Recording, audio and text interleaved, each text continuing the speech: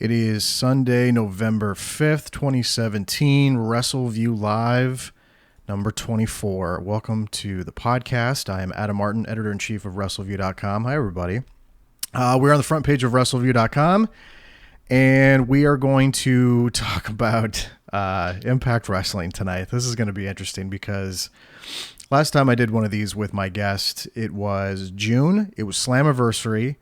The company was in the midst of a rebranding period and all of a sudden became Global Force Wrestling. And that has since gone. Actually, we'll recap all the stuff that was on that show and does not exist on this show. Tonight, I'm joined by familiar voice, the Trey Dawg, formerly of Wrestling News Live. Is it okay to say formerly of Wrestling? Because that show's dead. So yeah, I mean, I don't have a cool title like you've got, like editor-in-chief. Editor-in-chief. It's a fake title. I don't have shit. I'm just a dude. I made it. And by the way, no webcam with Trey. We just have this split screen thing. So I found this picture of you. I hope the picture I use is okay. I mean, that's whatever. You'll have to give me approval. So there we go. So we're going to be talking about Bound for Glory tonight, which I did not imagine this is a show I would be. I kind of am surprised this is still a thing in our lives. Maybe because I can't call this TNA because it's not TNA. And I guess this is where the confusion set in the last time we did this show. Right. The last time we did this show was June. So it was Slammiversary. They were in Orlando and they were a couple months into a rebranding, which was Anthem Sports Entertainment, this Canadian-based company, purchasing the company. They decided we are going to get rid of the initials TNA. That's dead. And it's going to be Impact Wrestling. And then a couple months later in June, right as we were doing our podcast, like 2 days before the pay-per-view, they said, by the way, we've acquired Jeff Jarrett's Global Force Wrestling. So now we're going to be GFW. And Impact Wrestling is going to be what Raw and SmackDown is to WWE. So I was like, okay, it's a little confusing, but I'll go with it. And they introduced all these new titles. They did all these title unifications at Slammiversary. And then we did a podcast and we were like, well, it was actually, and I will say this, I thought Slammiversary was a good show. I did not think this was a good show tonight, and we'll get to that. Tonight felt chaotic, unorganized, sloppy. I'll try to think of other words as we progress here on the show. But the gist of what was going down in June was, it's a new beginning. It's GFW. It's Global Force. And then like all the stuff happened. Like, I don't even know if you've really kept up with all the changes that have happened. No, probably not a lot. No, so not a lot of it. The abbreviated version is Jeff Jarrett took over in March. He was ousted 2 or 3 weeks ago. He's currently in rehab for alcoholism. Or that's the belief, is that it was alcoholism, but he's in rehab being treated for that right now with the help from the WWE. But he was basically pushed out the door by Anthem and Sports Entertainment. The Global Force Wrestling partnership, that whole rebranding, that's now gone. So and apparently they decided to do this without officially finalizing it in June. So it's like they knew it was going to happen, but they just kind of took their sweet time. And they just didn't finalize it, and then they put it on television and pay-per-view, and then they started branding their live events GFW live events, and then nothing was officially legally finalized. So that went away. Alberto El Patron back in June became champion, and then he got in some trouble with Paige, his real life fiance from the WWE. They suspended him and stripped him of the title. They created a new champion in Eli Drake. They pushed Bruce Pritchard off the show and then introduced Jim Cornette as an authority figure. Now Jim Cornette's done with the company. A bunch of talent has either left the company or been released. The entire referee crew, Trey, in the last week quit before these tapings that they're doing in Canada this weekend, because they basically informed them that they weren't going to be paying them as much because they could just hire local talent instead. And then they had this show that just kind of got thrown together, and it's the same problem we talked about in the Wrestling News Live days, was taping too much television and I talked to somebody in the company who basically said it was a ridiculous amount of television that they tape together. So like imagine being on the creative team and you have to tape like 3 months of television in the course of like 5 or 6 days, and then stuff's just going to happen. Like you can't like, that's just that there's a reason, the WWE doesn't take that chance because stuff might happen. They had something blow up in their face with Roman Reigns getting the mumps, and they had to put Kurt Angle back in the ring a couple weeks ago. So like they take a huge risk in this company taping, and they're going to do it again in the coming days in Ottawa. But I don't know. There's like cost cutting. There's Jeff Jarrett told somebody, I think it was WrestleZone, that they're out of money, so he didn't care that he got fired. And this was before all the rehab stuff came out. But like, it's chaotic, dude. Like I don't even know if I told you everything like that. I tried to summarize as much as I could, but like I just don't understand. I mean, it's nice that these wrestlers have a place to work and a payday, but I just, with everything that's been going on, I just don't understand who is at the top of all this. The one person who's at the top of all this that either loses or gains, whoever that person is. Why is this is the equivalent of somebody that's terminally ill, and they keep telling you at the hospital, look, the only thing keeping them alive is the machines. They're never going to wake up. Why don't they just pull the plug? I don't understand where they think this is going to take them, where this is going to go. Do they still believe that they have the chance to make this company work and all? I just don't understand. I think there is a mentality. So when the company that took over now, Anthem, there was a moment in like last December where Billy Corgan was making a play to take over, and he invested all this money, and he was suing them because he didn't think he was going to get the money back. So Anthem stepped in, covered the money, gave the money back, invested in the company. They removed Dixie Carter from her president position, but she still has an ownership stake in it. But she's not involved in the day-to-day practices.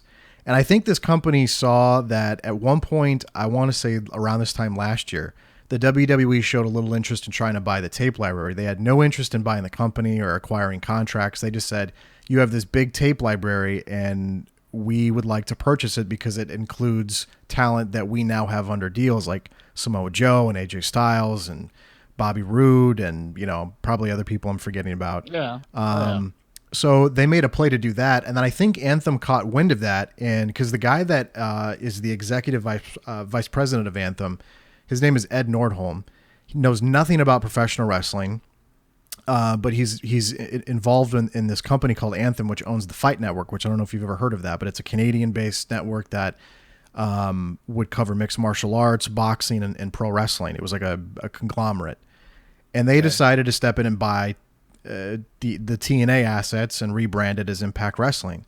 That's their incentive. And his incentive, and he did this really weird interview with Dave Meltzer and Brian Alvarez, where I could tell that he didn't know anything about wrestling. And he was flustered by a lot of the questioning. He literally said on the interview, Trey, this is more overwhelming than I thought it was going to be in terms of getting into the wrestling industry and having the debacle with the Hardys over trademark infringement. I don't know if you saw any of that stuff, but last year there was a big back and forth with the Broken Hardy stuff.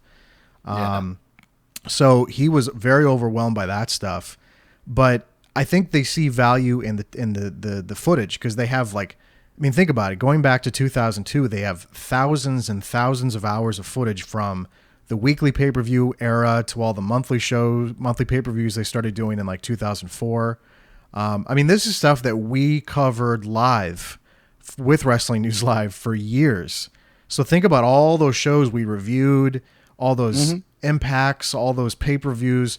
They have all this footage. So they started this thing called the Global Wrestling Network as a streaming alternative sort of to the WWE network with all this footage. Plus they're trying to get other promotions in Mexico and Japan and other companies to join up with them and be part of the service. But I think that's the incentive. And I think that's what they want to keep doing. They want to keep going. But it like the Jeff Jarrett rebrand, that lasted maybe 5 or 6, not even 5 months, maybe 3 or 4 months.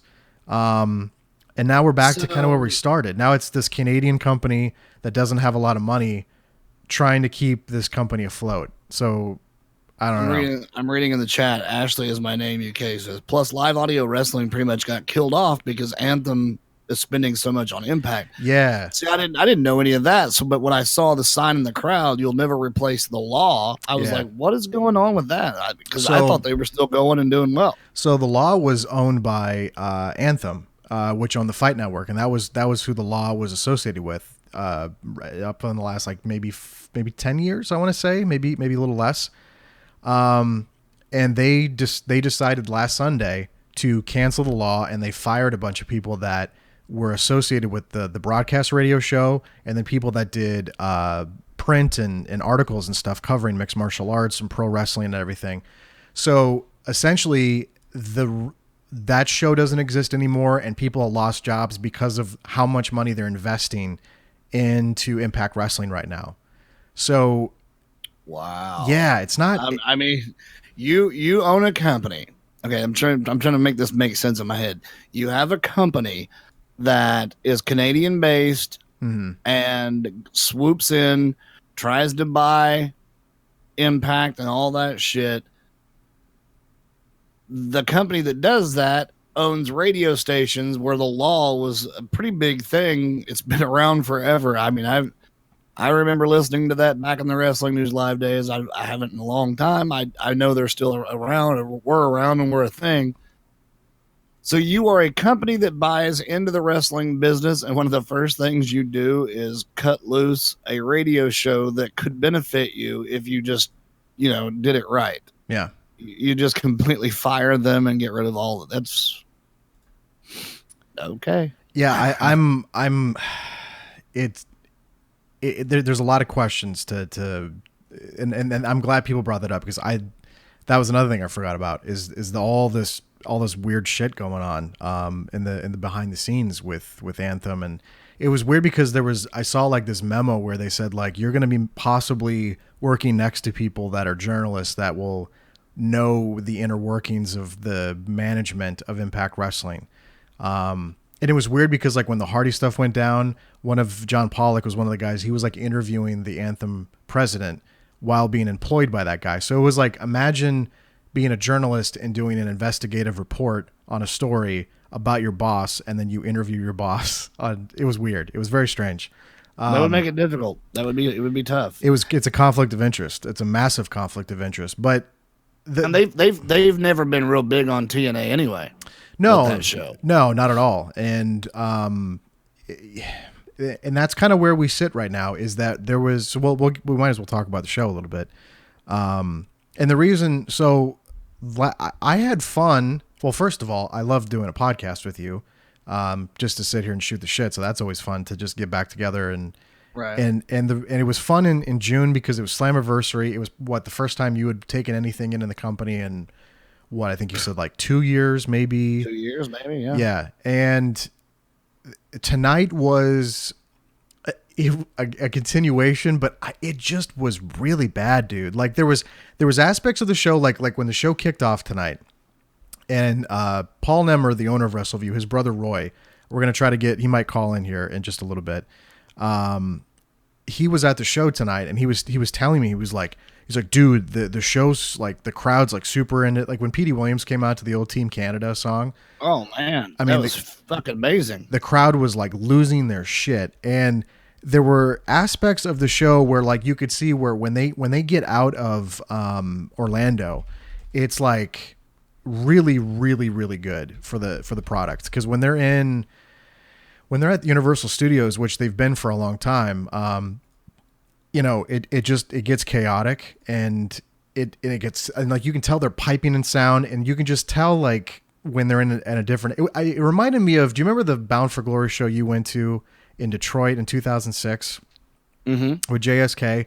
And I remember it was the first time they did a pay-per-view outside of Nashville and Orlando, and you could. Right. It just had like it's hard to describe it, just like an atmosphere to it that TNA did not have up to that point, where it was just a bigger arena, a bigger space. It had what they call big fight feel. It had a big fight feel. Absolutely. And they kind of had that tonight too, but there was a lot of production glitches. Like all the backstage promos had this weird audio sound, And they kept going back to it, and I kept thinking to myself, does nobody know to go fix that chick's mic? Because the first one that I caught was the EC3 James Storm Eddie Edwards promo, and the mic was so fucked up, it was just crackling and popping, and I was like, does nobody there know audio? Can nobody fix that?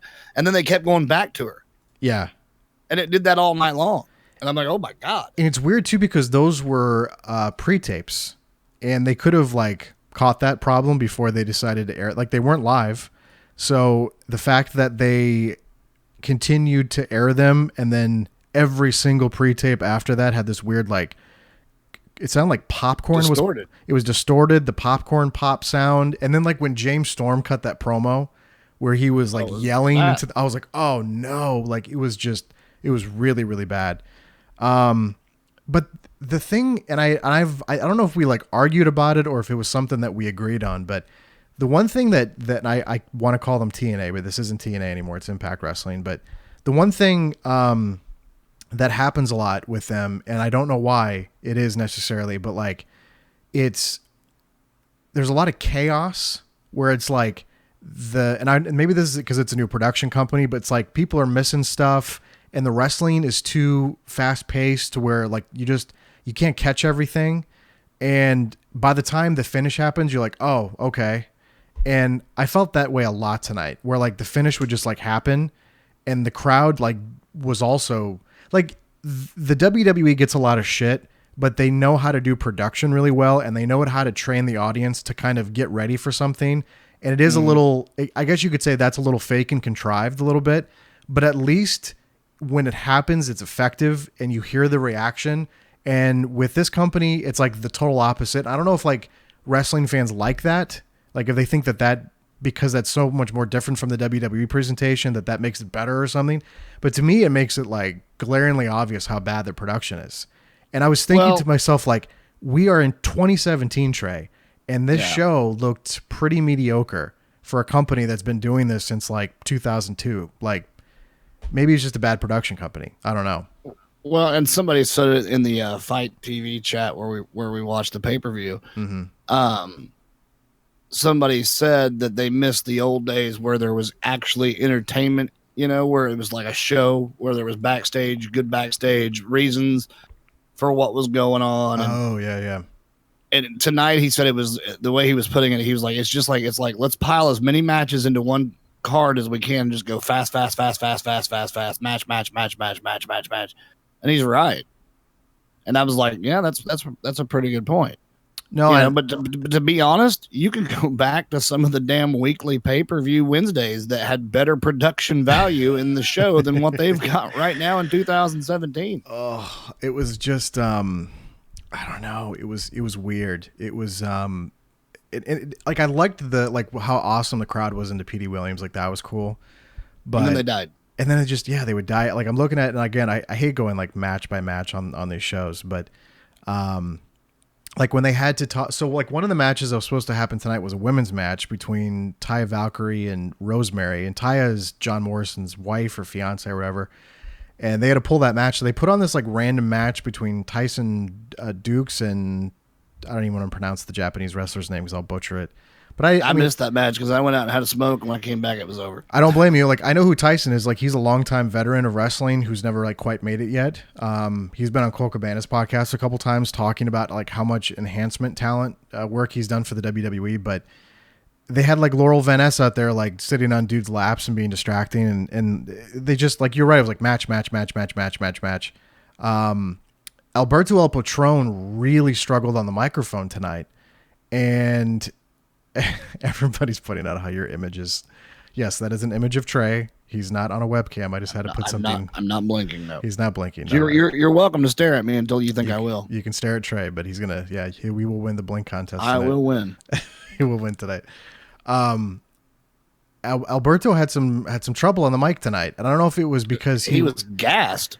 He was very tired when he got to the ring, and then he kept the situation that he was talking about, and I'm never a big fan when they do this, when they do like the shooty shoot stuff, because this is just is what it is. But I didn't totally hate how Jeremy Borash and Josh Matthews played off of it. they were playing off of the fact of a real life situation, which led to him being suspended by the company. And I don't know if you saw any of that stuff. It was all over TMZ, where they argued in the airport. And he was shouting stuff about like cocaine, and Paige threw a beer at him, and it was just a big mess. But they decided to preemptively suspend him because they didn't want to be involved in anything that could have possibly involved, spousal abuse or anything like that. So they just said, we're done.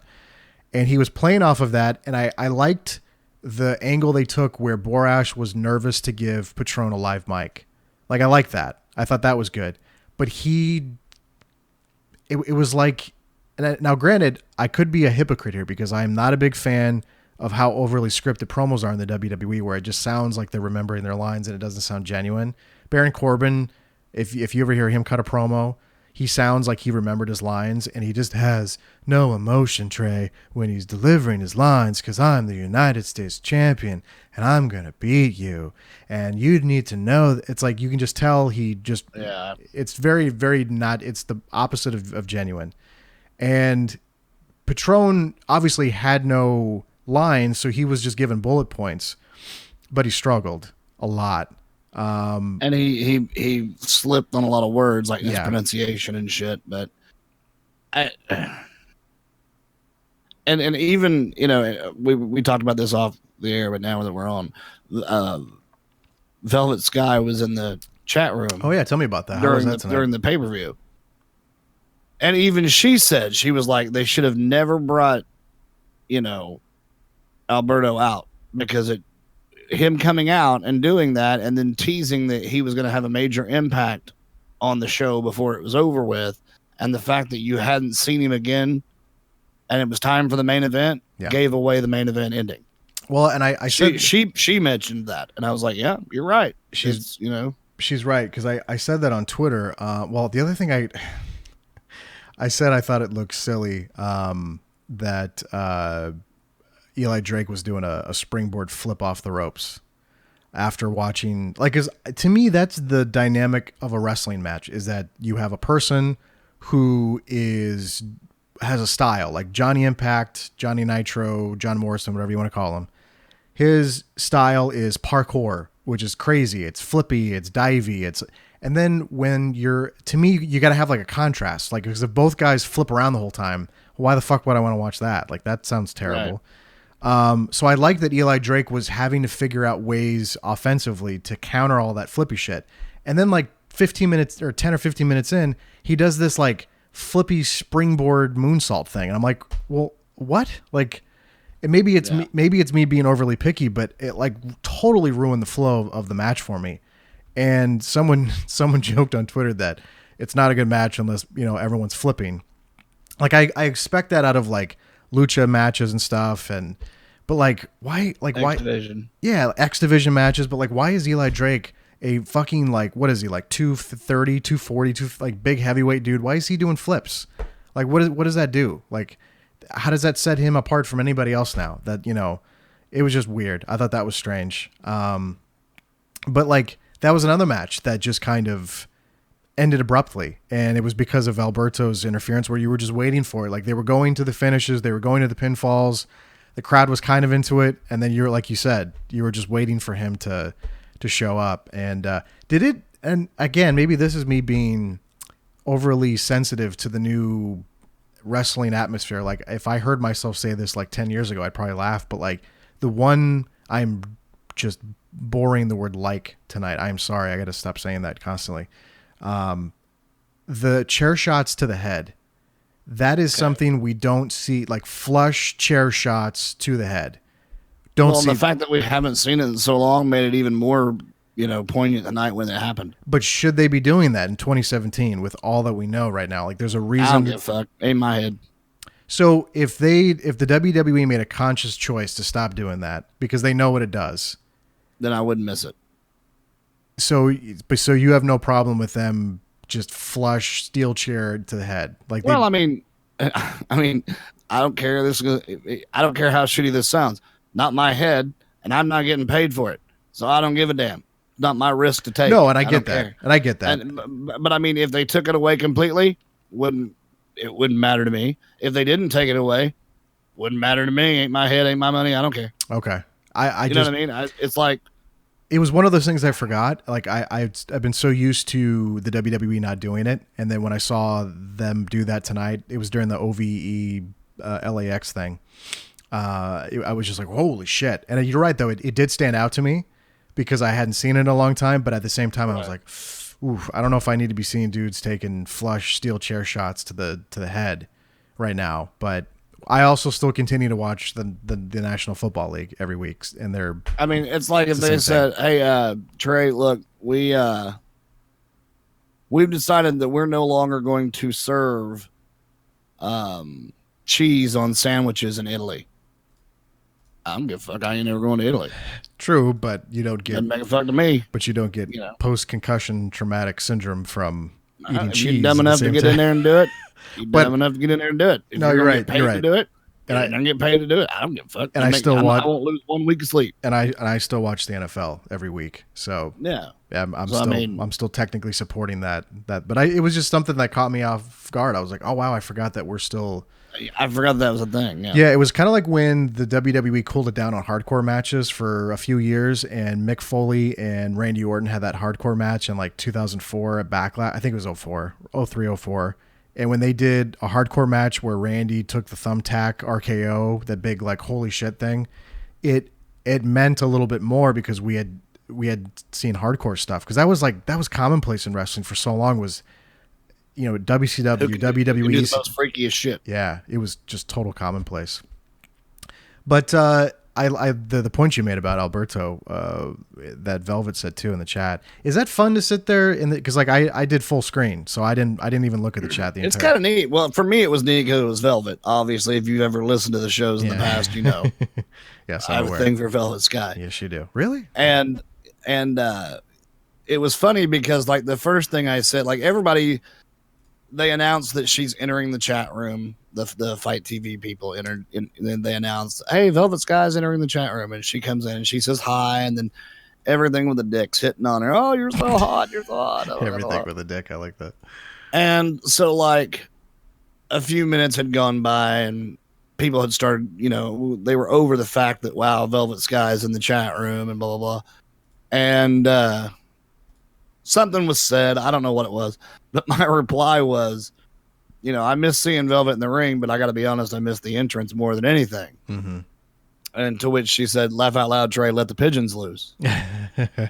and which is really funny because then somebody immediately said, "Hey, Trey Dawg, I'm a big fan of yours, blah, blah, blah, blah. I love the shows." And I was like, that's funny. Oh, wow. That's kind of cool. Yeah. There's still those old school TNA people that still show up for these things. Yeah.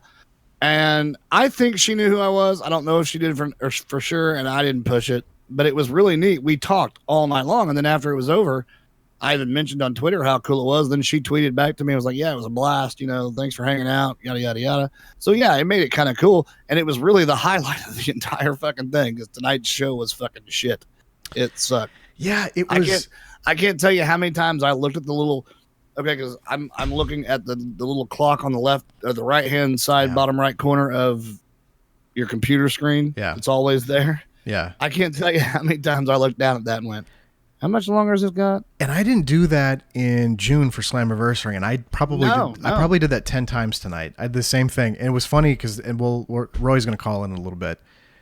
He was at the show live, and he was literally he's like, "Dude, this is not good." And he drove 2 hours just like for fun, and he was already regretting the decision to drive 2 hours. Oh man, I can't imagine having to drive 2 hours home after that shit show. Well, he'll probably vent to us when we get him on the phone here, but it was it really did drag. Like, and I don't know what the difference was, and I don't know if it was the pacing, if it was they had because pacing was a big part of it. Pacing was a big part of it. It seemed like it was poorly timed out tonight. It was just poorly executed. To me, it was like the way I would describe tonight for anybody that didn't see it. I'll describe it for you.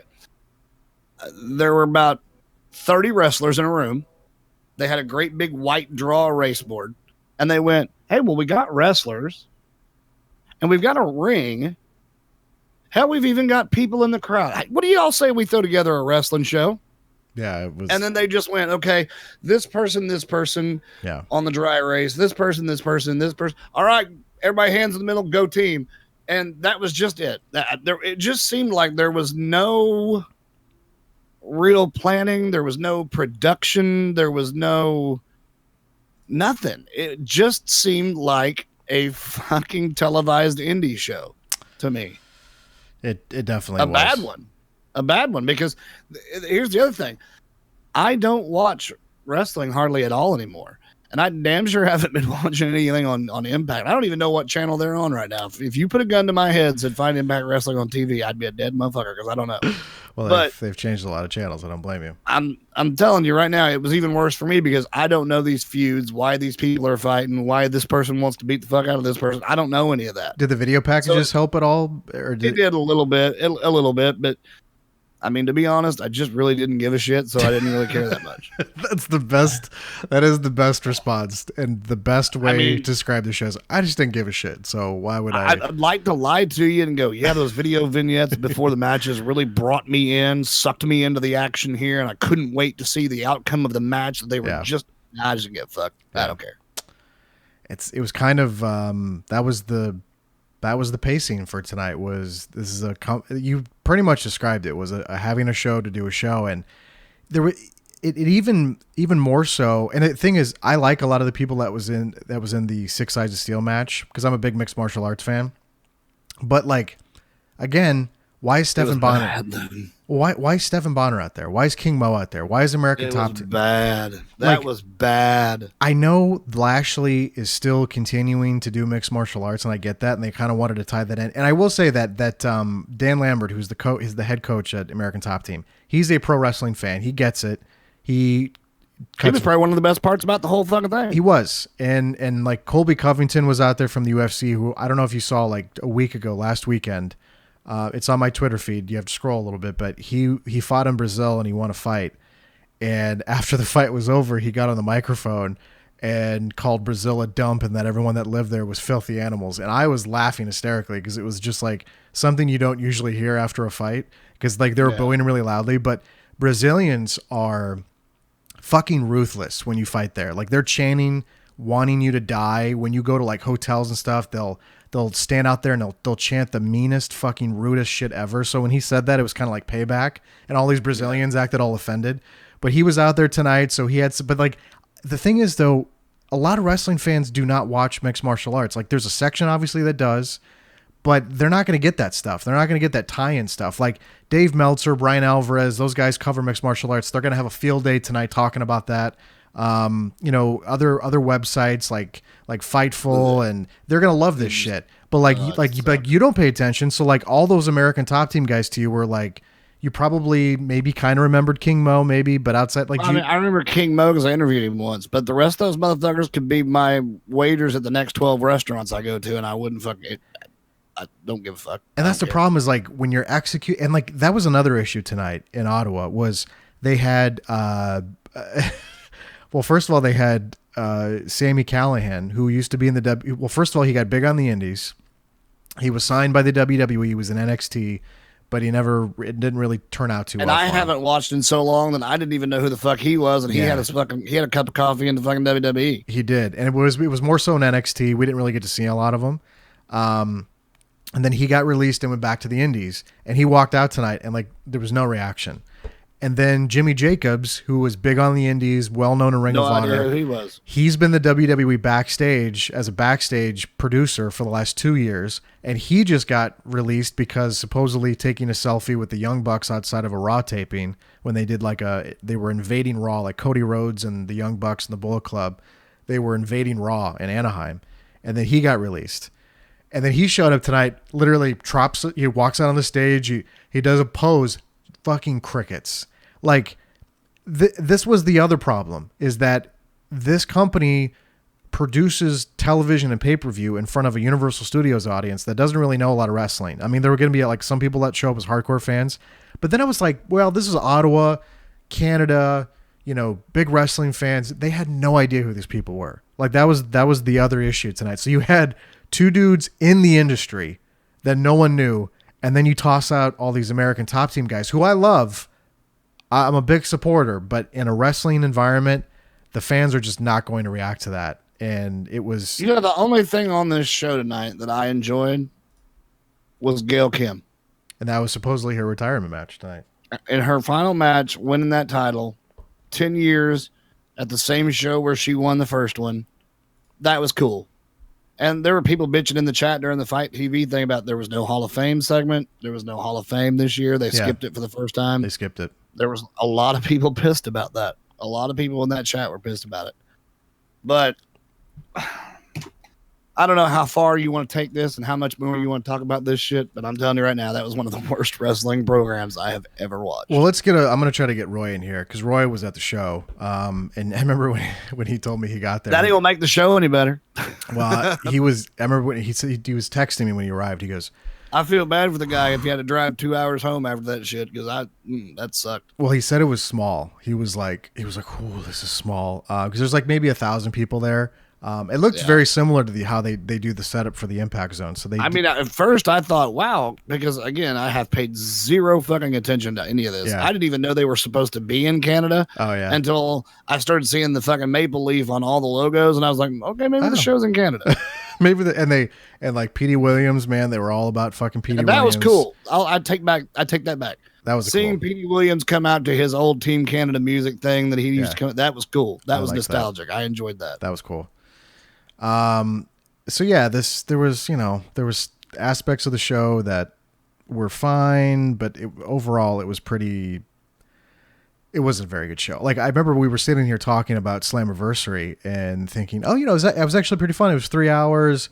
It was kind of different. Like I'd seen, it was nostalgic too. It was very nostalgic. It was very nostalgic. It was very cool. And it was, for, somebody that hadn't been watching wrestling in a while, damn sure hadn't been watching TNA wrestling in a while. It was a good, something to do that, reminds me of the past, when we used to watch wrestling and cover TNA and cover pay-per-views, period. Maybe that was fun. Tonight was the equivalent of prison smelling salts, which is somebody shitting on your chest. There was no nostalgia tonight. Maybe that was the problem. Yeah, that was bad. I'm going to bring in Roy Nemer. Let me see if I can get him. Roy, can you hear us right now, sir? I can hear you. Can you guys hear me? Yeah, I just hear a lot of... Yes. It's just the road, so we're going to hear that in the background, naturally. But so we didn't like this show tonight at all whatsoever, and you were there live, so you have a different perspective, I would hope. But what did you think about the show? It wasn't bad. I'll be honest with you. For the $30 I paid for the ticket, third or fourth row, that's not too bad. Camera view as well, Adam. You saw that in there as well. Yeah. You kept, we were messaging throughout the show. It wasn't bad. Like, it was okay. However, there's no way I could sit through another one. It started off well. There were some good matches, some good spots, but it got like it was dragging on for a while at a certain point. Well, I could see on your face you were like you were in camera view, and I said, Trey, I saw Roy sitting in the crowd. I'm like, you had this look in your face, like I want to get the fuck out of here. And I literally, as I saw him look down on his phone, I saw him like smile because I knew he saw my message, and he just had this look on his face in the main event. And he was joking that it looked like two creative wrestlers were in the main event. I mean, he knew who John Morrison was, but it's like it was just a lot. So we were just talking about how the crowd like didn't react to what they maybe thought they would react to. Like they probably thought putting Sami Callihan out there would get a reaction. No reaction. They thought Jimmy Jacobs was in the news. He just got fired by the WWE. Let's put him out there. No reaction. There was probably the biggest reaction was for Petey Williams coming out to the Team Canada. That was just kind of cheap, like, Canada, cheers. Yeah, it was fun. Like the match started out, the pay-per-view started off, exhibition match. So you get the champ come in, you get all that, and then Petey Williams, like, nice, Petey Williams, Canadian flag, Canadian boy. Crowd was into it. Crowd was really, really into it. It was a fun match, nice, great. Then after that, there was a singles match, and I think I messaged you throughout that match. I told you where they brought in, I can't remember her name. Laura Van Ness. Yeah. And she was walking throughout, like, in the middle of the crowd, passing in front of us and everything. And I looked at my friend Dano, who was sitting next to me. I'm like, Dano, this is like it's taking away from the match. It's completely ridiculous. It was distracting as hell. And Trey. It was.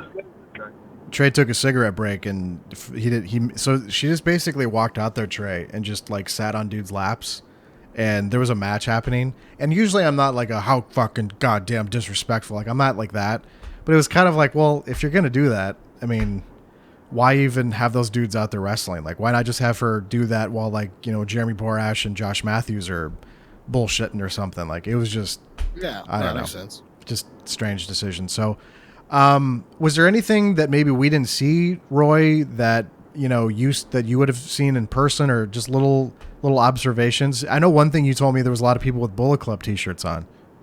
A ton of them. Those, honestly, I saw, and I swear, I saw more people wearing Bullet Club T-shirts than I saw people wearing Impact T-shirts.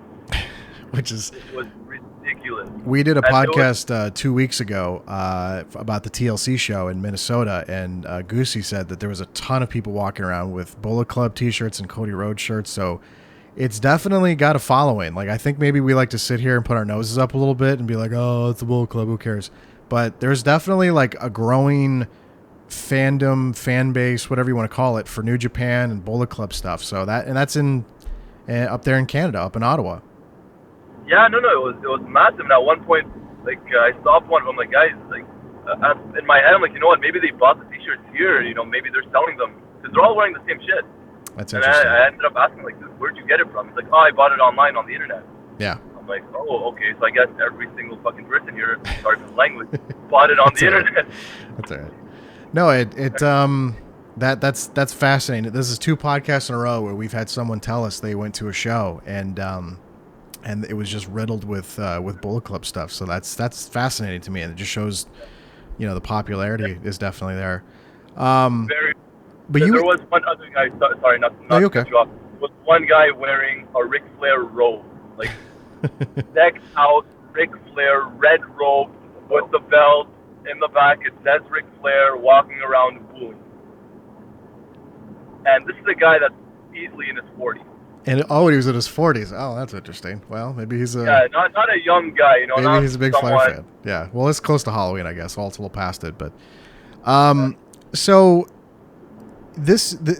I didn't even. Well, first of all, it was a surprise to me that you were going to the show, because it's like a 2-hour drive. You're sitting in a car now, so you have 2 hours to contemplate your decision that you made tonight.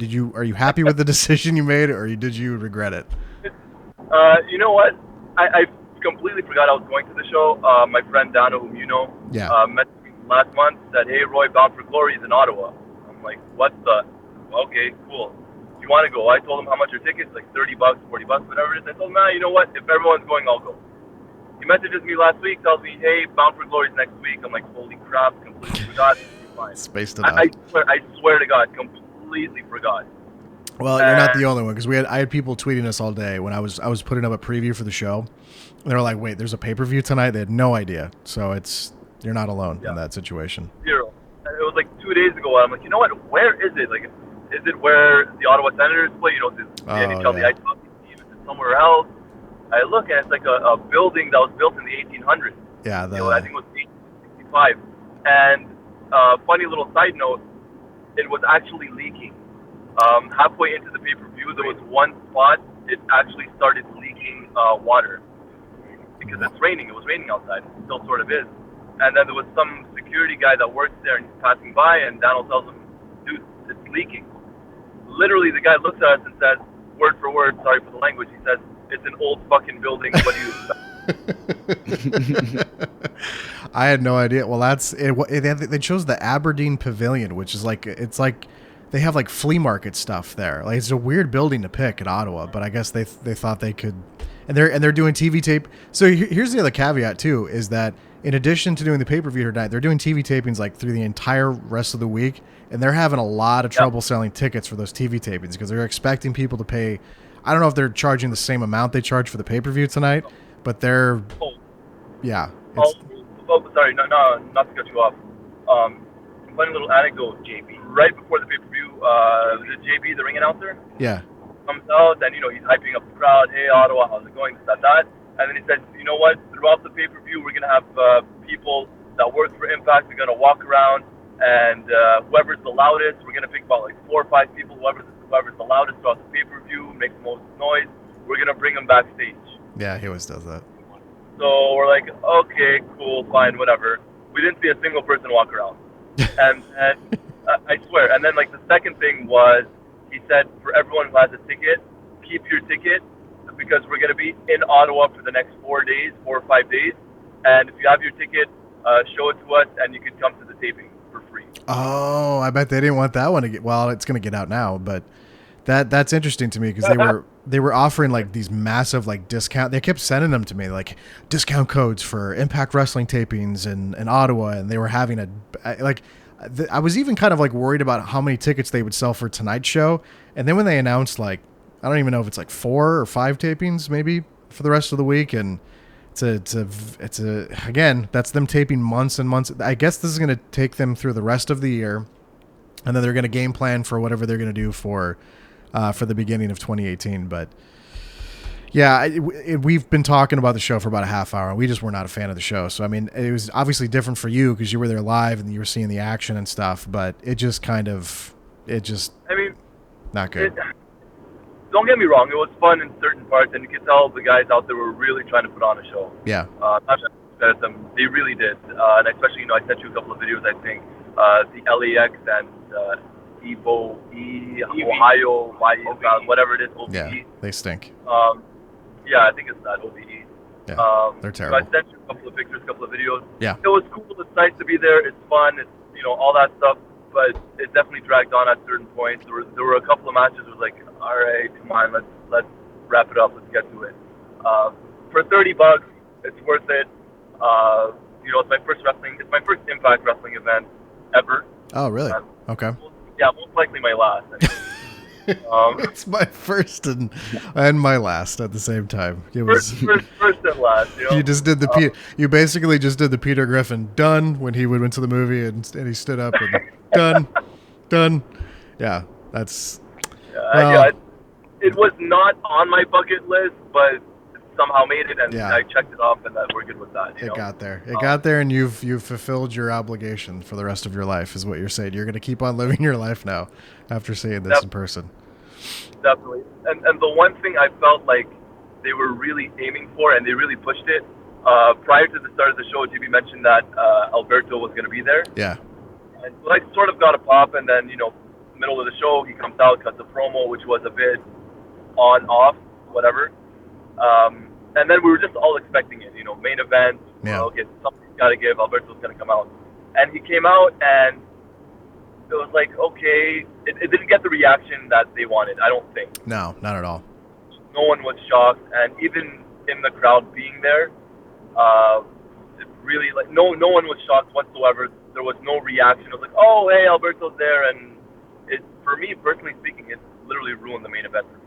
Yeah, it was a flat finish, and to have him just like, oh, and Trey was saying earlier, when there was a live chat going on the Fight TV app, where everyone was just expecting it, and then it happened, and then the show ended with him smiling, and that was it. And it was just kind of, okay, I guess that's what we're doing tonight. So yay, exactly. I got a thing, and this may be a little bit far-fetched, where they tried to pull maybe a WrestleMania 17 where Vince comes out and helps Austin against The Rock. Mm-hmm. I don't know if that was something they were aiming for. Again, I don't regularly watch the product. If they were, it sucked. It was not even close. Didn't even come close, yeah. Not a good idea. Well, I hope it was sort of okay for a Sunday night in November. I mean, I know that's a 2-hour car ride where you get to reflect on your thoughts for a while, but unfortunately, can't drink. That's true. That is very true. So, well, drive safe, get home good, and thanks. And by the way, Roy was tweeting photos and videos the entire night on the @Wrestleview Twitter account, so you can see everything that he was doing from his perspective. He got some really cool shots from the street fight, some videos, and some other photos at ringside. So check those out on Twitter. So give us a follow. We would appreciate that. And thank you for doing that, Roy. Thanks for the phone call, man. We appreciate it. Not a problem, man. Thank you guys for having me. Sorry you guys had to sit through that as well. To the podcast. I mean, I at least was there to get something out of it. Yeah. Whereas for you guys, not so much. But anyway. Stay safe. Enjoy the ride, sir. Drive safe. Thank you, Adam. Likewise. Okay. Have a good night, guys. All right, thanks. That is Roy Nemer, brother of Paul Nemer, younger brother. And It was funny because Paul he probably won't like that I'm saying this out loud, but he reached out to me. He's like, hey, I kind of think about going to this Bound for Glory show. Can you get me like media passes? So I inquire. I get him the media pass. And he goes, just don't really feel like going. I'm like, okay, cool. Guess I'll just not ask ever again then. But he honestly, I mean, he kind of felt the same way Roy did, where it was just like, well, I'm kind of close, but I'm not. And, it is what it is. Are we done talking about Impact now? Yeah, I got nothing else to say unless you want to open up the phone lines, because I'm sure people maybe want to talk about it a little bit. But there's a couple other things we could talk about. I mean, what's there to talk about? It's shit. It's not. They thought it was shit. We thought it was shit. He thought it was shit. Somebody that didn't see it will wake up tomorrow and go, "Oh, well, it was shit. It was just shit. It was the worst wrestling show I've sat through in a long time." Ooh, that's a powerful statement, because I've seen some pretty bad ones. Well, I haven't, because I haven't watched in a long time, but still. Let's check out the Twitter poll and see what that is doing right now. Let's see. We do a poll. The thumbs up, thumbs in the middle, thumbs down. Well, right. Thumbs down is winning unanimously right now, 48%. Yeah. So that is not a surprise. It was a totally, if I had to summarize it, complete chaos, unorganized, glitches. It felt too quick. Like they barely, like Gail Kim, that may have been her last match. No, I don't think it is, but they were acting like it was. I don't think it is either. She said she was going to retire this year. She didn't say she was going to necessarily retire today. True, but there's only like 2 months left, and that's the last big pay-per-view for them. She'll have a title match where she'll do something on Impact, probably. So she'll probably have another match, but like that ended abruptly. Like if that was really what they were trying to play up, she's like, "Oh, I won the title," and then okay, let's go to the back now. And then they cut to the back before she could even really celebrate. Well, fuck. Even Velvet was like, she needed to get more celebration time. Yeah, that's the go-to. Do we want to open up the phone lines at all, or do you not want to do that? I don't care, but I can sum it up for you like this. It was a little different for me because I haven't watched in a while, but it was like getting punched in the nuts by a really hot chick. Yeah. I mean, the cool thing is that a hot chick touched your nuts, but at the same time, you still got punched in the nuts. It's very true. It's a good point. Solid point. Solid summarization of Bound for Glory in 2017. It was bad, dude. It was bad. Yeah, I mean, over history, can you think of a Bound for Glory that was worse? Oh, plenty. There was a lot of bad ones. That was worse than this one? Yeah, I remember 2000. I guess I'm just not invested enough in these people that were on the night show to really. Well, that was the other problem too. Was I had there was people tweeting to me. They were like, "Who the fuck are these people?" And I was like, "Well, that's kind of what you're gonna get, unfortunately, with a new." I mean, there were names I knew, but I mean, they. Yeah. That's gonna happen. People were saying in the chat, James Storm's leaving TNA. This was his last match. I don't know if it was his last match, but he's probably going to be. I can't fucking. And I know. So he came out a month or so ago and said the reason he stayed was for personal family reasons, and I get that. But can you imagine like having a contract from Triple H handed to you, and you go, like I get it. Yeah, I get it. I mean, but he's I get it. Like you didn't want to be away from family. I get it. I totally get it. But I was just like, fuck, like, look what you're doing right now. Like, that's another thing I wanted to say really quick. I know you don't want to keep talking about this pay-per-view, but it was Team Impact versus Team AAA. So it was a bunch of lucha guys that I'm not super familiar with. And one of them was a guy named Pagano who had his face painted like a clown. That guy was worthless as shit. He looked like he was so bored. And I tweeted to Josh Boutwell because Boutwell's like full bore into lucha stuff. And I was like, does this guy suck? Like, is he a bad? And he goes, well, he's a prominently hardcore wrestler. So he hardly does like normal, like tag matches, 6-man tag, singles match. Doesn't hardly ever do that. Like EC3's in the ring just kicking the shit out of the other two guys. And he's just leaning on the rope over there like he's watching with a in one hand and beer in the other. It was weird. It was super weird. It was super, super, super weird. So he was just bored. It looked like he was, at one point I was waiting for him to yawn. It was so weird. Strangest thing. Strangest fucking thing. Yeah. I'm going to open up the phone lines if anybody wants to call. I hate when I do this because then nobody calls us, but I know one person wants to join us. So if we don't get calls, we'll go to that guy. 217-909-2447, or you can add Adam_Martin_WV on Skype. Probably shouldn't have my personal Skype out there, but it's just how it happened. Is Skype still a thing? I hardly use Skype. The only time I use Skype is when we do these podcasts, and that's it. Yeah, I use right now Trey is talking to me through Discord, which I use for gaming. So yeah, much better, much better. So we'll leave the phone lines open if someone. I know Goosey got a free coupon to watch the show tonight through Fight TV. A coupon, a free coupon. Got himself a coupon. Man. Got himself a dang old coupon. And he was not a big fan of the show either, so he didn't have to pay anything, but he was tweeting me, he's like, this is free, and I don't even want to sit here and watch the rest of the show, so yeah, I don't blame him. It wasn't very good. Sorry. If we're being Debbie Downers, I'm sorry, but it just wasn't good. What's there to be an upper about? I mean, there was nothing to be an upper about. There was nothing about that show that I'm glad I sat there and watched that. I know. It was not good. Not good at all. Let's go. So there was something kind of interesting so today was a weird fucking day for news. Like, it was strange because it was one of those days where like I expect it to be quiet and then it's not. And I know this is wrestling oriented and you don't really pay attention to wrestling. So, but I think you might be kind of intrigued by this. Chris Jericho is going to be returning to New Japan Pro Wrestling in January for Wrestle Kingdom, which is their WrestleMania essentially every year, every January. Right. And I was talking about this with Roy when Roy called in about how there's a real big surge in popularity with New Japan Pro Wrestling in the last few years, and more so with the Bullet Club.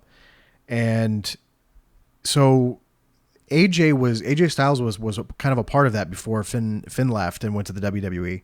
He was the leader, and now all the Bullet Club guys have basically come to the WWE, and they had to kind of so like Gallows and Anderson, they're in WWE, Styles is in WWE, Finn's in WWE now. So they had to kind of like figure out what they were going to do again, and the Young Bucks have been a big part of that. A guy named Kenny Omega has been a big part of that. Cody Rhodes is now the de facto leader, I guess you could say, now that he's the Ring of Honor champion. But there's been this like popularity surge, and I noticed Chris Jericho and Kenny Omega like going at each other on Twitter, like these like weird jabs, and like Jericho making fun of like, so people were, so there's a, and you know this crowd, and we call them the Cheeto Muncher crowd, that says Kenny Omega is the greatest professional wrestler alive today. Trey, he has all these 4 or 5 star matches, and he's the best today, and he's very talented. I think he's very good. But Jericho was basically taking advantage of that and kind of saying like, well, yeah, but he's only popular in Japan. Like, nobody cares, basically, is what he was trying to say. Mm-hmm. So he was going back and forth with them. It was really weird. And all of a sudden today, so there was a New Japan show in Osaka, and after Kenny Omega Kenny Omega is the first ever New Japan United States champion. They just started breaking into the U.S. market earlier this year. They were in the Los Angeles market, and they did a string of successful shows. And it was their way of kind of like dipping their toe. Like, would American fans want to pay money to watch a New Japan show in the United States with a mixture of American talent and New Japan talent? And then that was so successful that they announced they're coming back again next year. And all of a sudden at this show today, or earlier today, Kenny Omega retains, and fucking Chris Jericho shows up on the screen. And he's holding a picture of Kenny Omega. I'll put it up on the screen as we're talking about it right now. And it was like, well, what's I don't understand what's happening here. And then all of a sudden Jericho shows up on the screen. I'll fast forward a little. They used his song for Bound for Glory in Detroit for Fozzy, and he put I remember JSK losing his shit when you guys went to Chris Jericho's official website, and he had a picture of the TNA logo and him doing his Jericho pose. And JSK was like, holy fucking shit, Trey, Jericho Y2J, it's happening, it's coming, he's coming to and you were like, I don't know, he could just be messing with people. And then all of a sudden the Fozzy song was the theme song, and you were like, well, maybe, I don't know. But he's very good at that. Like, he knows how to fuck with people. And so this was weird, and I just showed the promo there on the screen as we were talking. But it was really strange to see this all go down. And it's going to go down on January the 4th, 2018, Tokyo Dome. Does stuff like that make you, like, because you're a very casual pro wrestling guy, would you want to watch Chris Jericho return to New Japan and wrestle a guy that's kind of like the mod. Like, I don't know who to make a comparison to. Like, in a sports comparison, he'd be like an up and coming, like a Dak Prescott, or I don't want to say LeBron James because LeBron's very, established, but like someone who's like an up and coming star. I won't watch the show live, but it's got enough of my interest that if I were to stumble across a video of it or highlights of it, I would watch that. Yeah. It's otherwise, if it wasn't for the fact that Jericho's there, I wouldn't even care about Wrestle Kingdom. Yeah. It caught me by surprise for sure. And it's either one of two things. Either WWE sent him up there to do that, or he just isn't under contract with WWE, so he can do what the fuck he wants. And they said, hey, we will pay you well to help us sell this show. Yeah, I know he's not under it. Well, he when he would come back and do, because like he just did a stint with them recently, where he just signs these like 3-month deals, and then he has a busy schedule of Fozzy, which is still going, man. He's pushing that Fozzy thing to this day. He still tours. He's a part of a lot of rock festivals and stuff. Oh yeah. So it started out kind of jokey, but it's turned into a fucking legit thing. It really has. So that's really started to take off. And good for him. Good for him. So yeah, he's definitely a free agent. He's just a dude. Like, I didn't think he would always say that in interviews. He would say like, I'm WWE for the rest of my life. If I come back and I do anything, it's going to be. So for him to make this move is pretty interesting, and it was pretty surprising. Never say never. I want to bring in Jason Amico from Wrestleview because Jason's a expert in Japan wrestling. He focuses on everything New Japan or anything Japan that's going on. And you covered this for us today on Wrestleview, Jason. What were you thinking when you saw this? Because it wasn't really something we saw coming. So firstly, how are you guys doing? Unfortunately, I cannot hear Trey, but how are you doing, Trey?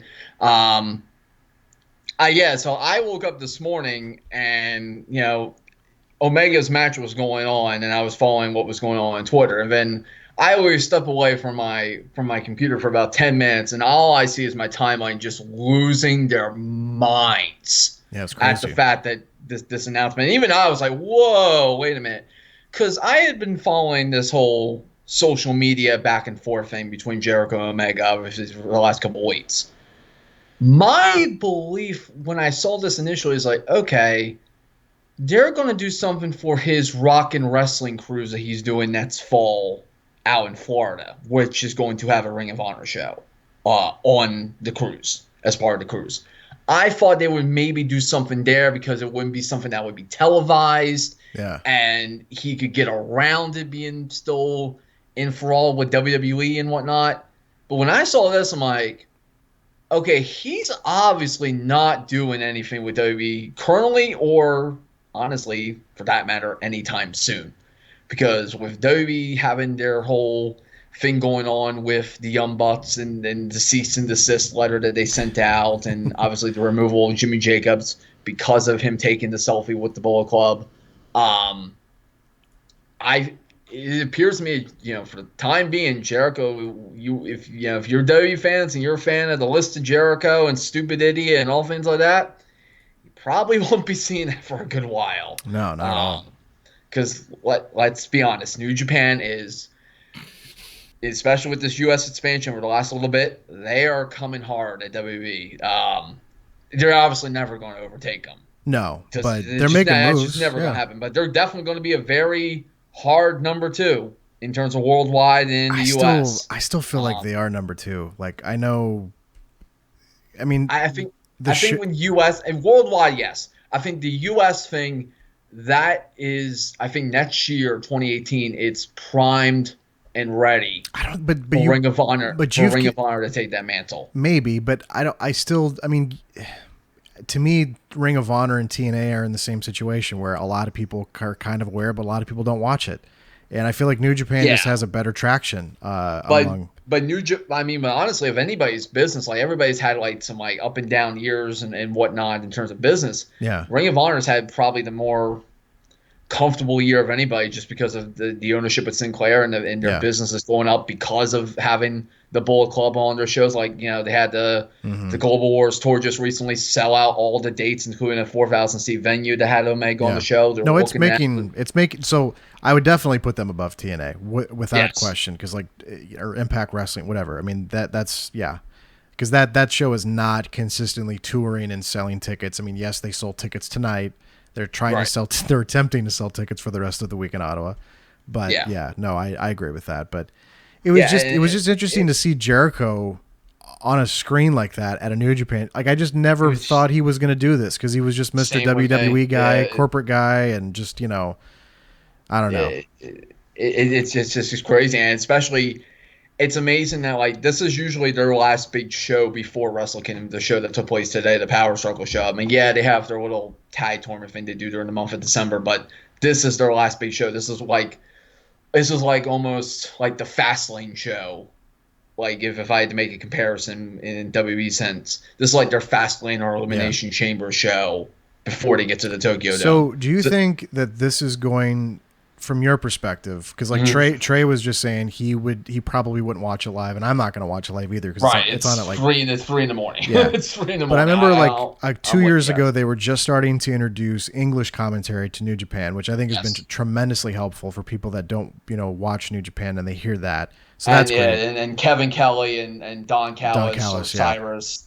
They are such a great commentary team. They do such a good job. So, is the goal get people to sign up for New Japan World, or do they just want people to see it? They've definitely seen a big intake in domestic subscribers over the last year with the English commentary, because it's been more frequent. It used to be just for the major shows, and now they've gotten Kelly and Don Callis to literally come out for every monthly major show. Is there a number on subscribers for the New Japan service? Last I heard, I think there were total 100,000. Okay, that's not bad. About 100,000 in total between domestic and with domestic, like international, which would include the United States, and then obviously domestic in Japan itself. Yeah, that's true. It's funny how we have to, Because the only thing that hurts New Japan in terms of New Japan World is the fact that a lot of these shows still air on broadcast channels that would air New Japan shows prior to them starting the service, Tibiashi and Samurai TV and things like that. So they still air these shows on there. So it kind of hurts their business in a way. It'd be like if, in a way, it's kind of like WWE having, it's like Sky Sports in the UK with WWE, that makes sense. Where pay-per-views will be shown for free versus the network. Yeah, versus the network. Yeah. Okay, that makes sense. But it's. I mean, coming out today, the card's pretty. I mean, there's a couple matches still to be made official, but that card is pretty much set for Wrestle Kingdom. But that's the other battle with me, is that I looked at that card and you're gonna. I mean, I know some people on there, but I don't know a lot of those people. So to me, the draw is Jericho Omega. I know probably the Okada match is going to headline because he's the champion, but that's for people like myself, people like Trey, the draw is, holy shit, Chris Jericho's wrestling on a New Japan Wrestle Kingdom card. I think that's exactly the thing. It's second from they have it billed second from the top. Exactly. So hopefully that. So they know okay, Okada and Naito, that's our match for our Japanese fans and also the American hardcore Japanese fans. Kenny Omega, Chris Jericho, having Cody Rhodes be involved defending the Ring of Honor title, having Marty Scurll and the rest of the Bullet Club guys be involved. It's cool. That's for all the casual people that know of Bullet Club but don't know too much of the actual New Japan audience. Exactly. So they are being very smart at hitting both audiences, which not a lot of people do nowadays. Even WWE, I mean, they kind of in recent years, they kind of just stick to the hardcore audience and not the casuals, unless it's WrestleMania. Well, that might be. Well, we'll talk about that in a little bit, but it's changing. I think that's changing a little bit, though. They're having to. It definitely is changing, but it's. I will say this, people saying Omega is the best in the world. Some will say that, but in reality, But you can play off that though for the hype, that's the fun part. Don Callis is great, saying he's a 7-star performer and this and that, but in terms of the best, it's Okada, because this guy he's having one of the best single years, and it's probably since the John Cena 2007 or even like the Ric Flair 1989. The guy's just incredible. Like he even hit the Pro Wrestling Illustrated #1 for their PWI 500. And yes, that's a kayfabe magazine and all that, but that's the first time a Japanese guy ever hit #1 for that magazine. Absolutely. And it still has a lot. It still has a lot of name recognition Yeah. to people here in America. So the fact that he did, and now he's the longest reigning champion in that company's history, and now over I think 500 days and counting. Yeah, the guy is just incredible. And God at TNA, just let go. I don't even like seriously. Like I'm trying to be nice when I say this, but like I don't see any reason for this company to exist anymore. Like I don't get it. Yeah. Like, I don't like I know those guys. So it's so bad that when apparently there was reports going that when they were the guys the execs were going to Noah last time, like they happened to just stumble upon a New Japan show. They talked to the guys they're trying, I guess, forge some sort of relationship with them again. Yeah, it's not like. Apparently, like they personally apologized to Okada. It's like, we are sorry we made such a mockery of you when you were on excursion. Like I know it. And the thing is, like the guys that are trying to make it work mean well, right? But like like the people that like the wrestlers, like well, I'm not even saying the wrestlers. I'm talking like Jeremy Borash and Josh Matthews and John Gabir. Like all those guys. Yeah. Abyss.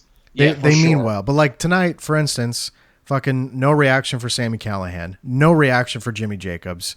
No one because I feel like that's because it was Ottawa. I think if this was in front of Orlando, maybe there might have been some. There always would have been a reaction. I think there would. I thought there would be more hardcore wrestling fans showing up to a show like this in Ottawa, it being in Canada. But like, I guess not. I guess unless I'm putting too much stock into the popularity or even people knowing who Sami Callihan and Jimmy Jacobs is. I thought for sure Jimmy Jacobs being in the news and the internet, like I thought that would be, but maybe not, because he kind of already did this though in Ring of Honor. So it's like that moment already passed. And when I heard he was showing up, I'm like, dude, why are you showing up at Impact? Yeah, unless you're doing the Cody Rhodes thing when he first hit the Indies and was hitting everywhere and working both Ring of Honor and Impact. I'm like, why are you going there?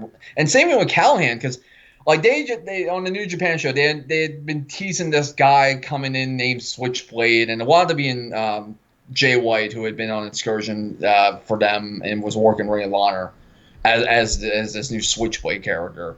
But I had thought it was going to be Callahan. I had thought Callahan was coming in because he had done stuff in Lucha Underground. He's a former WWE name. Thought he would come into the company. When I heard he was coming to Impact, I'm like, okay, I get it because he's with his fellow Ohio guys and the Curse Brothers. But I'm like, dude, why would you go to Impact now? I don't know. Of all the times to start going, and I'm hearing like other people are maybe talking to them, like Ricochet's hot on the market coming off of his Lucha Underground contract. I'm like, why would you go? Go to WWE. Yeah, sure. I know you don't want to be ham-fisted in 205 Live, but that's better than going to Impact. Well, you'll actually make money, and 205 Live is weak, but it's like just exposure wise, like it's not. There's a great video of Dave Meltzer being flanked by Ricochet, I think Chuck Taylor and somebody else, and he's talking about how.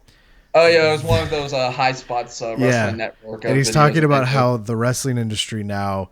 There's the popularity of the WWE, but there's the growing popularity of New Japan, and then there's like TNA that just like nobody cares about. And then Trevor Lee was in the game, he flipped him off. Trevor Lee's sitting off to the corner, and he just puts. Hey man, GG for you, buddy. But it's true though, loyal. And it's like weird, like isn't it like? And they were saying like company guy, but it's like it's true. It's not like he's just. He's not wrong. No, he's not wrong. It's getting to the point with it's funny with Impact, especially with that six man that they did with them against AAA. I'm like, oh, so it's the battle of which company does shittier business. I know it's because that's the thing is like for all the crap that Impact does, and believe me, they do a whole bunch of stuff that's justified beyond belief. AAA is so much worse if people actually like. But I don't. But a lot of people don't pay attention to it though too. Yeah, that's the thing. I mean even WWN and their whole. Yeah. Ugh, I don't. There's a lot of wrestling out there, but this is the stuff that gets the attention. And then tonight was just like it's just not. They're so they're just so irrelevant. Fart. Like to me, like they are less relevant than probably the top 5 or 6 major United States. I know. It's embarrassing. Like I think. there was major UK indies like a Progress or an ICW. Well, Progress came to the East Coast and sold out shows, and GFW ran shows, and they could barely get like 300 people. So yeah, it's true. They're at that point now where they're completely irrelevant. We always said that a lot of times about TNA. People get mad, but they're here. They're there. And they're running. I mean, they finally were smart to be like, okay, we're going to run New Orleans in March for WrestleCon. But you're running up against the Hall of Fame. Yeah, it's not. They're just. Why would you do that? Like, why weird would you run decisions. It's weird decisions. I don't get it. It's always one step forward, 5 steps back for that company. It's part of the. It just is, and part of the it's just like it's really it's good to see it the last couple of years, like what Dave tried to be for the first 10 years and be the alternative and whatnot. It's not anymore though. Companies like New Japan, companies like Ring of Honor, some of the UK stuff. It died a long time ago. They are now really the true alternatives. It's just hardcore of the hardcore. Yeah, absolutely. Well, Jason, we got to move on, but thanks for the phone call, man. We appreciate it. All right. Thanks for having me on, guys. Have a good one. Jason Amico of Wrestleview.com. For some reason, he couldn't hear your audio. I don't know why, but oh well. Real quick, did you see the footage of Triple H showing up at an ICW event? This is the promotion where Grado's from. This is how Grado got popular. Yeah. When we talked about Grado, like back in the Trey and Adam show days, about how he went viral with his hilarious entrance. But this is the promotion where he got famous from, and it's just weird to see Triple H showing up at these like indie shows in full Triple H gear. Like the reaction, the video's hilarious because like the guy goes, because they have the WWE United K champion Pete Dunne, who's part of that, which hasn't really developed a lot, but he was there. He's from ICW. And the guy goes, yeah, Triple H is here. And like, you could hear the crowd be like, yeah, sure, whatever. And then like when he's like, literally he walks 2 steps and he's inside the ring because it's such a tiny little, venue. But it was just funny to see so I have it up on Wrestleview. I'm putting it on the screen right now, but this was just a weird day today where it was the Jericho thing. Jericho's going to New Japan. Triple H is showing up at an ICW, tiny event in Cardiff, Wales. And then we had Impact Wrestling attempting to be relevant and failing miserably. Failing miserably. Is it rude of us that for as long as because you remember this specifically, and we'll close with this. How mad when we had the Wrestling News Live versus Wrestleview thing in like 2010, and when Hunter did that rant about how if you watch TNA you're going to hell. And obviously he was being very tongue-in-cheek with that, and people that lacked intelligence missed that. Like, I remember your reaction to it, and this is when you didn't like us very much. I listened to your reaction, and you laughed at it because you realized what he was doing. But there was people that didn't get it and took it seriously and took it literally. And those are the people that got mad when TNA would be criticized. And and Hunter was coming from a perspective of somebody who didn't watch the Nashville days like we did. He didn't really watch the early monthly shows. He first started to witness TNA on a weekly basis, probably around 2009 when Hulk Hogan first came in. Like that was his first like. So we had this perspective of watching this company evolve from where it started in Nashville to moving to Orlando to getting Fox Sports, how big of a deal that was to get Fox Sports, and then how huge it was to get Spike TV, and then the Hulk Hogan era. And then it seems like as soon as that Hulk Hogan era kind of fizzled out, this company, when they lost Spike and they jumped channels and they just, it's like, I don't know what we're doing. Like what, like they don't either. They don't either. It's just it's a thing. You described it perfectly. It was just doing a show to do a show. Yeah, they just we got a fucking ring out there and shit. We got 30 wrestlers. Let's do something. Fuck, we even got a crowd. Shit, let's just put on a show. Let's do something. Let's have fun. Yeah, but it wasn't fun. It didn't. That was not the. I was just talking with Jason about all these people that decide to debut now. Like, who would want to debut right now in this company? Like, can you imagine being like excited? Like, well, I mean, I know, I kind of, and it's one of those deals where if you want to continue doing what you love to do, you just do it so you can get the paycheck. Which I get, and that's the end game in this. I sound like Booker T in this business, but it's true. It's like I mean, I'm sure some of them, some people get released from WWE and they go, okay, well, I don't really want to be on TNA, but yeah, it's a paycheck. I can feed my family and I can work on whatever it was that got me released and try to get better, maybe get a chance to go back. For people that have never been in WWE, they're like, okay, well, it's now televised. It's not indies. It's a step in the right direction. And people sense. know that. Like they have like there's, and I was talking, I should show you that. I'll send you that clip later. But Trevor Lee, who is the X Division champion right now, when he was sitting in that room and Dave Meltzer made that quip that people just don't really give a shit about TNA anymore, and he got mad and flipped him off.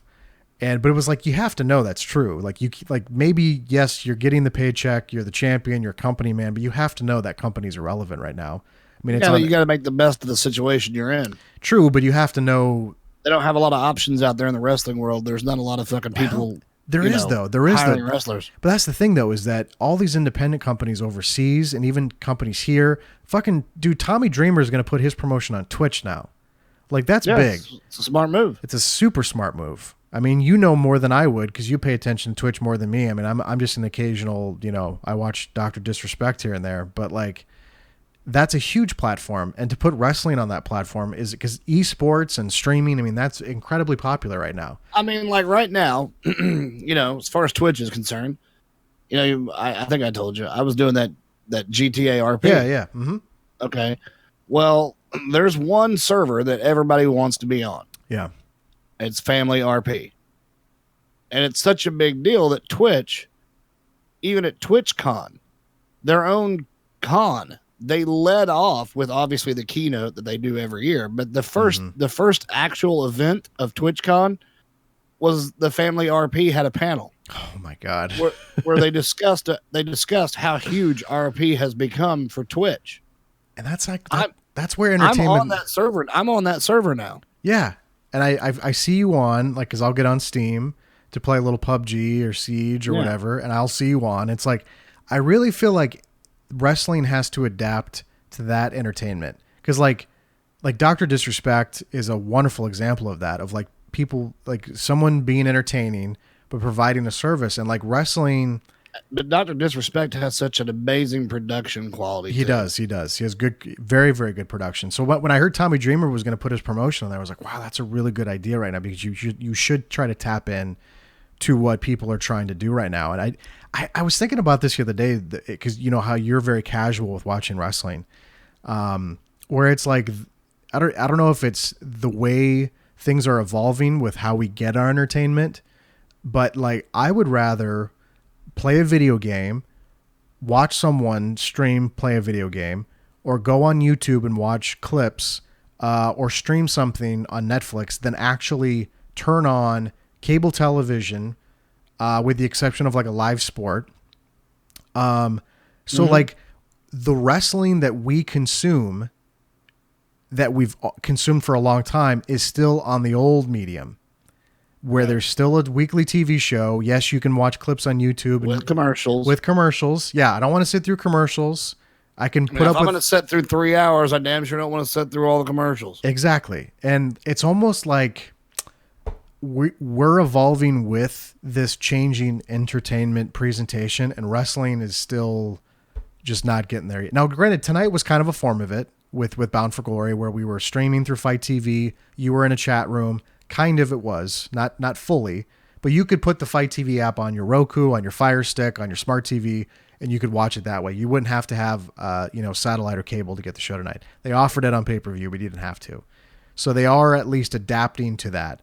But it just, I'm finding myself where like I could watch Raw Trey, or I could go on YouTube and watch Dr. Disrespect clips. I would rather do that because it's just we're consuming content at our own pace, and I don't want to have to be told, God damn it, Trey, you got to watch Raw because it's Monday night. I feel like, no, I don't really feel like I'll catch up when, like, I just finished Stranger Things 2 on Netflix, but I got to pace myself as I watched it.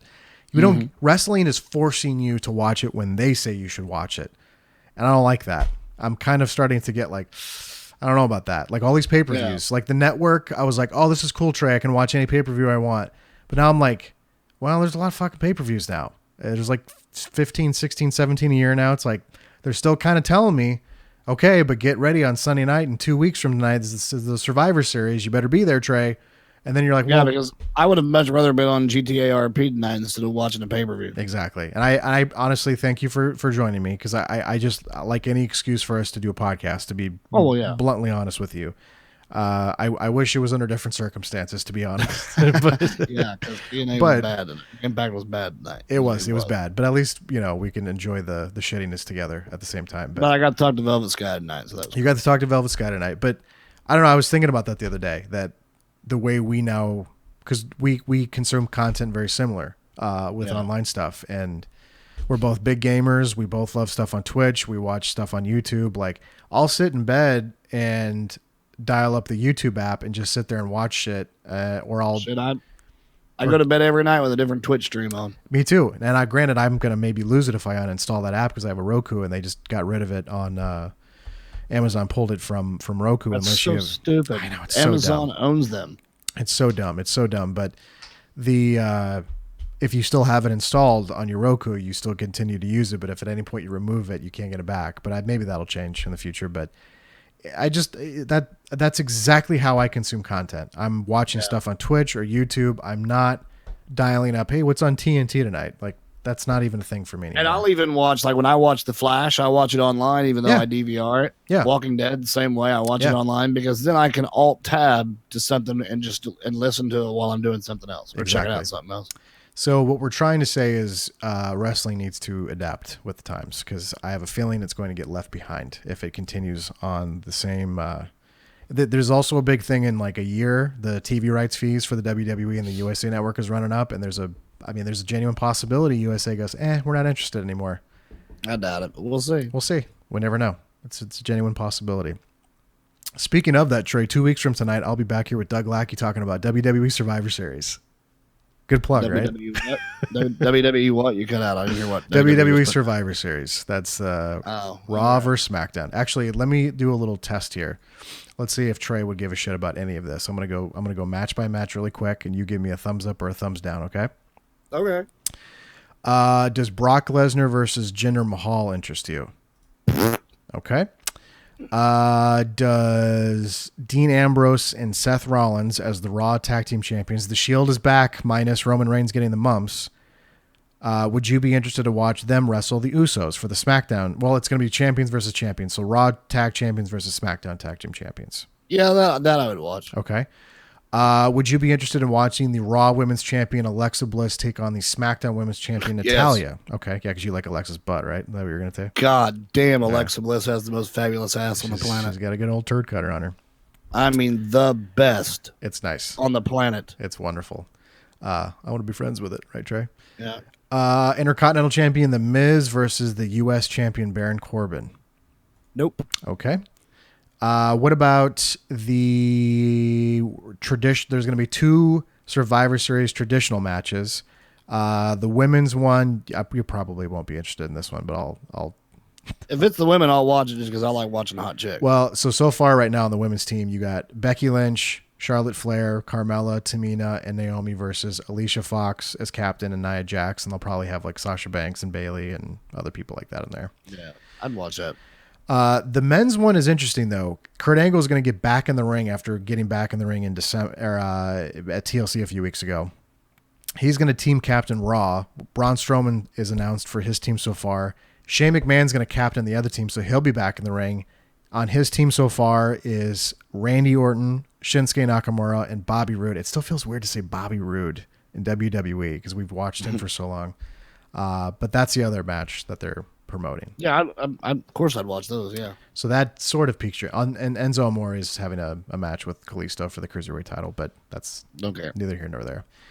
But, okay, I just want to run that by you. I always like hearing what you think because you're not entrenched into it, so I'm always curious. Matter of fact, I haven't watched wrestling since the last time I watched wrestling to talk with you in June. Really? So nothing WWE crossed your... you see shit on like Facebook though, right? I mean, I'll watch like if there's a clip or something, maybe, but I haven't watched wrestling since June. Ooh. So so of course the one show I have to throw you in the pool in was Bound for Glory. Get in the pool, Trey. Get in the deep end. God damn it.